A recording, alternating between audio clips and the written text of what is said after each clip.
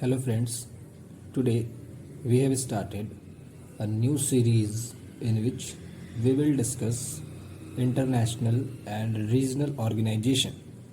So this is the first video in the series, and in this we will discuss about United Nation. So it is the largest international organization which was established in 1945 after the world war two. ये विश्व की सबसे बड़ी international organisation है जो establish की गई थी 1945 में वर्ल्ड वॉर टू के ख़त्म होने के बाद। वर्ल्ड वॉर टू आप जैसा जानते हैं कब से कब तक चला था, 1939 टू 45, 6 ईयर्स ये वार चला था। तो वर्ल्ड वॉर टू के ख़त्म होने के बाद आप देखेंगे कि एक फॉर्मेशन होता है यूनाइटेड नेशंस का। अब यूनाइटेड नेशन का एक चार्टर है, वो चार्टर क्या कहता है, इट्स चार्टर जो कि साइन किया गया था सैन फ्रांसिस्को यूएसए में, कब 26 जून 1945, और वो एग्जिस्टेंस में कब आया, अक्टूबर 24 1945।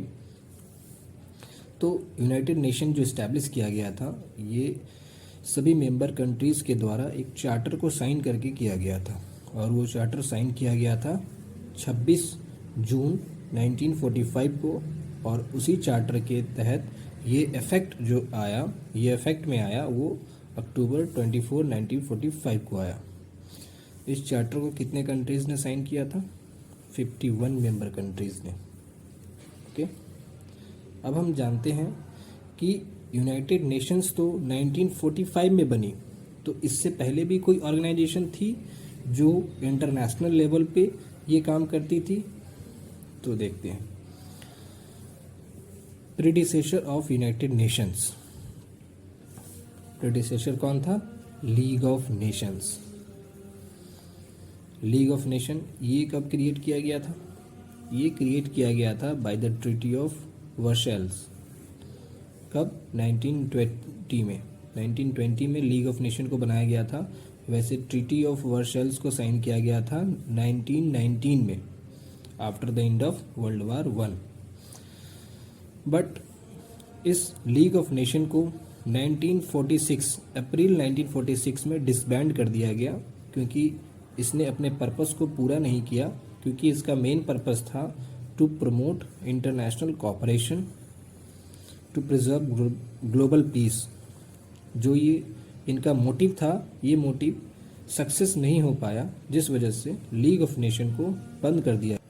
सो चलिए हम समझते हैं यूनाइटेड नेशंस के ऑब्जेक्टिव के बारे में। The main objective of united nations, पहला है to maintain international peace and security.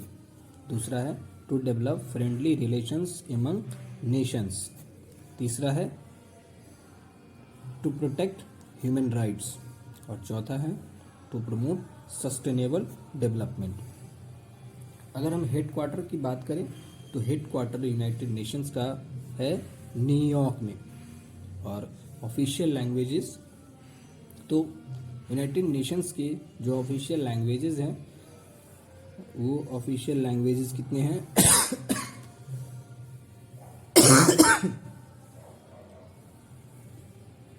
अगर हम ऑफिशियल लैंग्वेजेस की बात करें तो ऑफिशियल लैंग्वेजेस हैं Arabic, Chinese, English, French, Spanish and Russian.